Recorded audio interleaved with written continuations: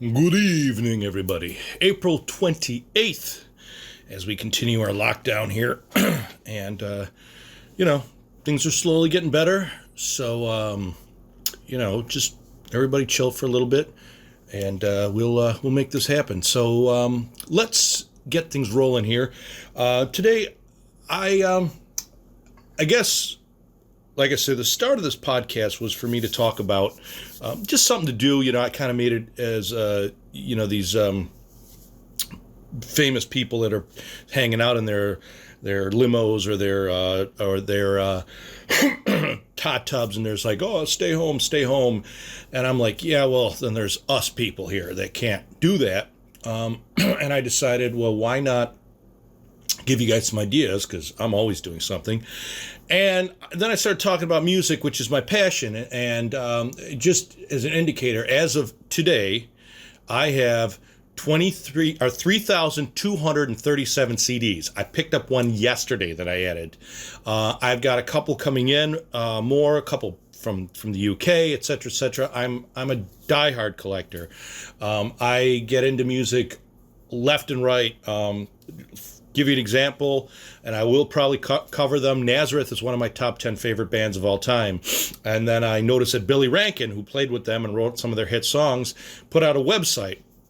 And I was really read that website. It's fantastic. I've got so many books on the music industry. And Zal Clemenson, who he played with, who also played with Nazareth before him, Zal was in a band called the Sensational Alex Harvey Band. And, I'd heard about it. Well, I went out and bought every CD they ever put out, and it blew my mind. I'm like, and I'm still digesting their stuff, So I collect. I love music. Music is my passion. So I want to talk about what's not large in my collection is let's say hip hop, rap, funk, R&B. I don't have a lot of that in my collection. I'm growing and I'm learning and I'm getting into it, but I don't have a lot of it. So, but what I do have, I absolutely adore. And what I want to do is teach you today or tell you today about a band. And I got to give a shout out to my buddy Nilo, who I've worked with for quite some time, and for turning me on to a band called K.M.D. And K.M.D. stands for, I believe, causing with a K, causing much damage, a positive cause in a much damaged society. Or so they say.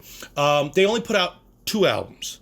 1991's Mr. Hood and 1994's Black Bastards, which never got released until 2001 and then re-released in 2008, and I'll cover that in a second.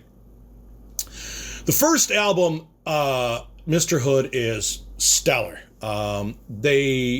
It got some traction. People are really into it. It was only 3 guys who were in the band.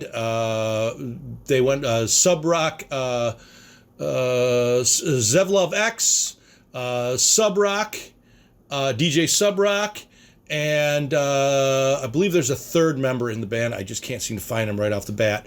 Mr. Hood is really cool because the theme through that is, besides your standard rapping and what have you, they have this character called Mr. Hood, who seems to be some from an album that they found,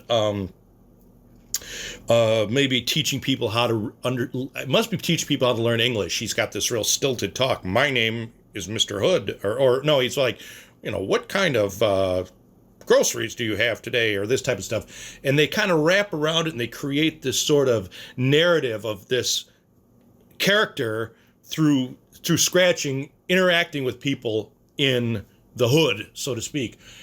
That album is excellent, and I paid a lot of money to find it on eBay. Actually, somebody ripped me off when I first bought it 15 years ago, and that was before PayPal had their little ability to get your money back. So it's son of a bitch, whoever you are, you got $30 from me. I eventually found it again. Where did I get that? I got it. I picked it off of eBay in 2006, but that was the second time. Mr. Hood's excellent. Really good album. But the second album, Black Bastards, from 94, is a masterpiece. Absolute masterpiece that never saw the light of day. Many reasons. The controversial cover art. The name. There was saying that there was like black nationalist 5%er lyrics, stuff in there that was kind of, I guess, at the time scared the piss out of Elektra Records. And a month before it was scheduled to be released, DJ Subrock gets killed in a car accident.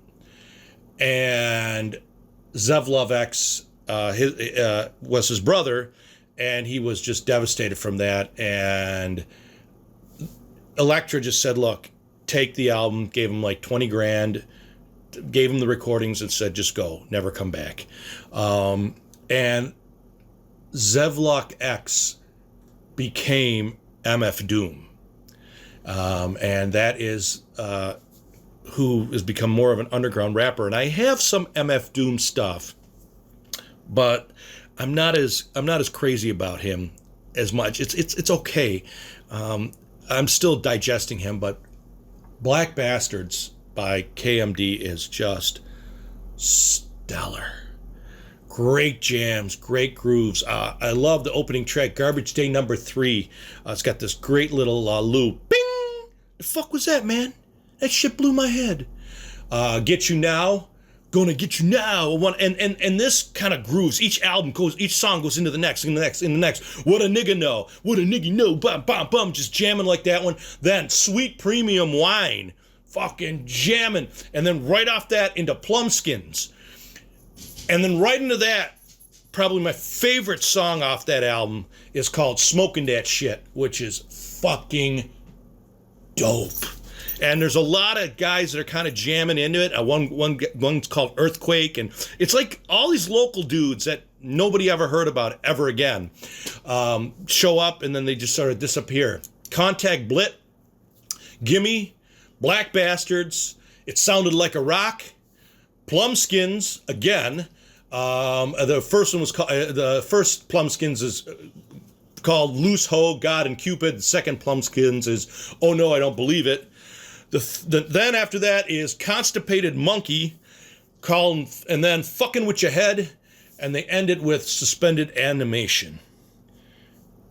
I'm telling you guys, find KMD. Mr. Hood is excellent, but wow, Black Bastards is fucking amazing. And like I said, it's shrouded in tragedy, and then it never got released. Then another record label released it in 2001, and then in 2008, which I've got the Subverse Music released in 2001, and then MF Doom's Metal Face Records. And if you've seen Doom, like Doom, Dr. Doom, the villain, he's got a face mask. MF Doom's got the same thing. He's got that sort of metal face mask, and his own record label is called Metal Face Records, and he released it again in 2008, and I bought that release. That's the second time I actually got the CD twice, because I bought the remaster, which is a double disc with all sorts of extra remixes and bonus cuts and demos and what have you. But KMD, man, hidden little gem. Go check them out and enjoy life and stay safe, folks. And we're starting to stretch our rings out, and we want to move on. But we got to be safe, because the economy, yes, we have to restart the economy, but you ain't going to restart it if everybody's fucking dead, okay? So, until we speak again, KMD is your go-to for the day. I'm asking you to stay safe, stay quarantined as best you can, and peace, everybody.